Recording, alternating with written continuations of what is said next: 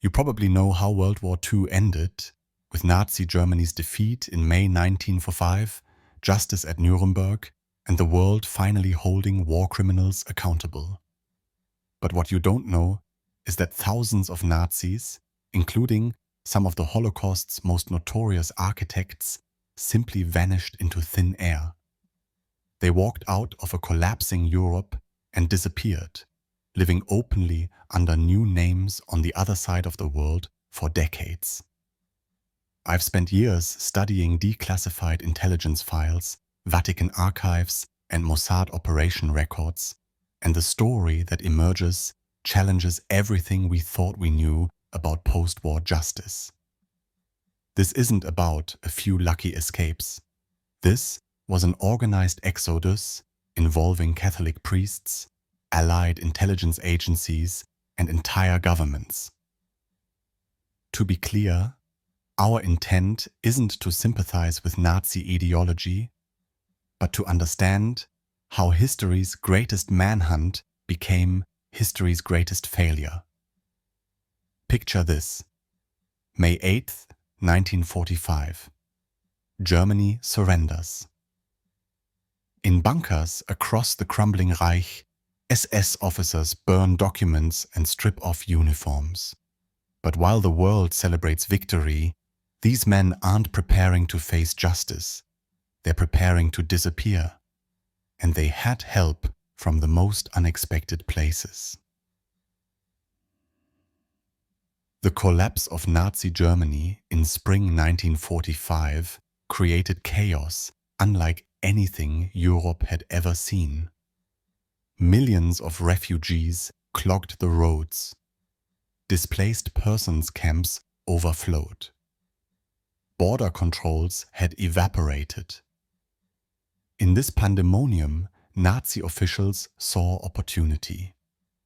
The same networks that had been quietly helping Catholic refugees and political dissidents escape persecution since 1942 suddenly found themselves serving very different masters.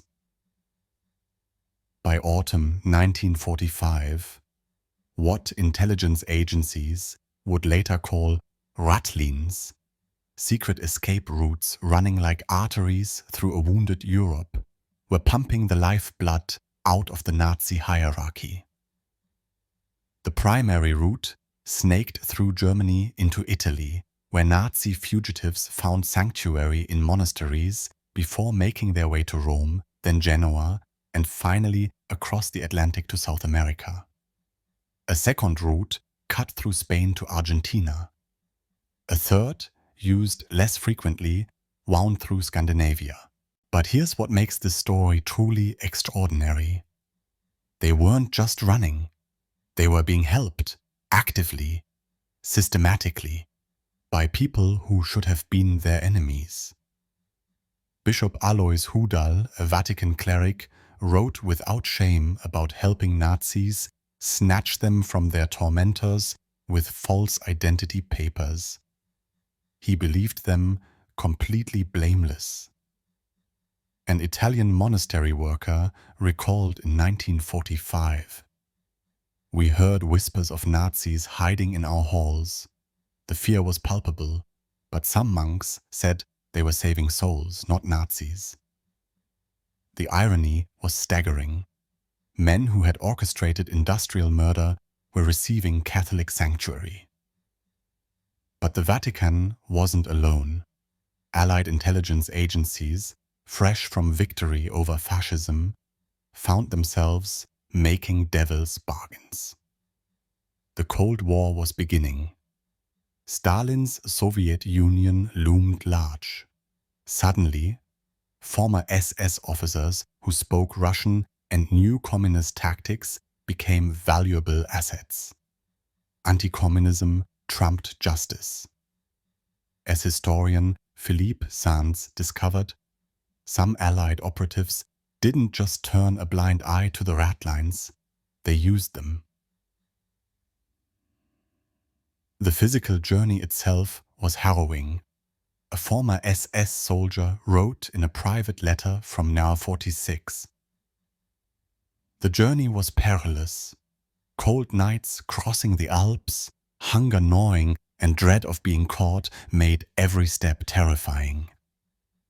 Cold alpine mists enveloped fleeing groups, masking their passage but chilling them to the bone. False documents reeked of cheap ink and fear. Exhausted men, disguised as refugees or monks, whispered cryptic codes and prayed their new identities would hold. Many were heading to Argentina, where President Juan Perón rolled out the welcome mat. An Argentinian dock worker in Buenos Aires remembered ships arriving in 1940. Strange Europeans with odd papers disembarked quietly.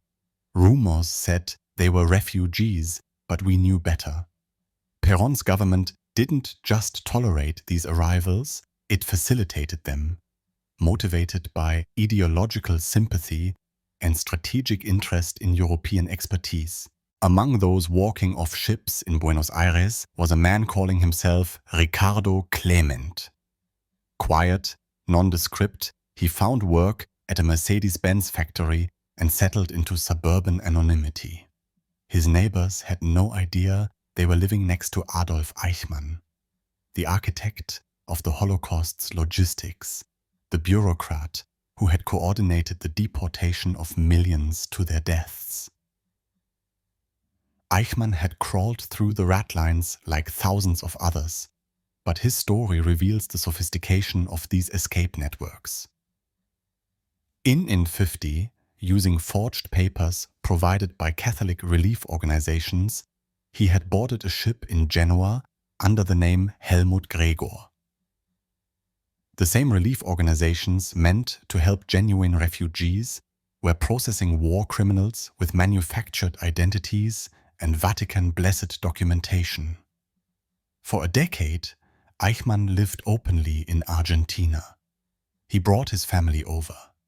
He gave interviews to a Dutch journalist, confident he was untouchable. He wasn't alone. Josef Mengele, Auschwitz's angel of death, was living comfortably in Paraguay and later Brazil. Walter Rauf, inventor of the mobile gas vans that had murdered thousands, had settled in Ecuador, then Chile. These weren't men hiding in caves. They were living middle-class lives under sunny South American skies. The numbers were staggering. Historians estimate that thousands of Nazi officials, SS officers, and war criminals successfully used the rat lines. Some lived under assumed names. Others gradually returned to using their real identities as the years passed and the world seemed to forget. Gerald Posner, Josef Mengele's biographer, noted, "Mengele lived in constant fear, but his ability to escape captivity and live under false identities for decades shows the extraordinary efficacy of these rat lines." But the most disturbing irony wasn't that Nazis escaped. It was how easily they integrated into their new lives. Men who had wielded absolute power over life and death became shopkeepers, farmers, businessmen. They joined social clubs, attended church, raised children who had no idea of their fathers' pasts. The contrast was mind-bending. Industrialized murder, followed by suburban normalcy. The illusion of safety shattered on May 11, 1960. Israeli Mossad agents, led by Peter Malkin, grabbed Adolf Eichmann off a Buenos Aires street corner and smuggled him to Jerusalem for trial. Malkin later recalled, "We found a man who lived openly but feared the shadow of his past. The escape routes he used were labyrinthine but traceable." Eichmann's capture exposed the entire ratline network to global scrutiny. How had this happened? How had the world's most wanted war criminals simply walked away from justice? The answer lay in the complex intersection of post-war chaos, institutional complicity, and Cold War pragmatism. The rat lines revealed uncomfortable truths about post-war priorities. While Holocaust survivors struggled to rebuild shattered lives, their tormentors were being issued new passports. While the Nuremberg trials proclaimed, "Never again," thousands of perpetrators were saying goodbye as they boarded ships to freedom. Justice, it turned out, was negotiable when it conflicted with geopolitical convenience. The human cost of these escapes extended far beyond the criminals themselves. Victims' families lived with the knowledge that their loved ones' killers were free, perhaps even prospering. The psychological wound was profound. How do you find peace when justice remains undone? How do you heal when the mechanisms meant to provide closure instead provide cover for escape? The theological implications were equally troubling. The Catholic Church, which had spoken against Nazi persecution, found some of its clergy actively enabling perpetrators to evade consequences. The moral contradiction was stark. The same institution that preached redemption and justice was helping war criminals avoid both. As the Cold War deepened, the Ratline's significance became even more complex. Some of the Nazis who escaped would later work for intelligence agencies on both sides of the Iron Curtain. The knowledge and networks that had facilitated their escape became assets in new conflicts.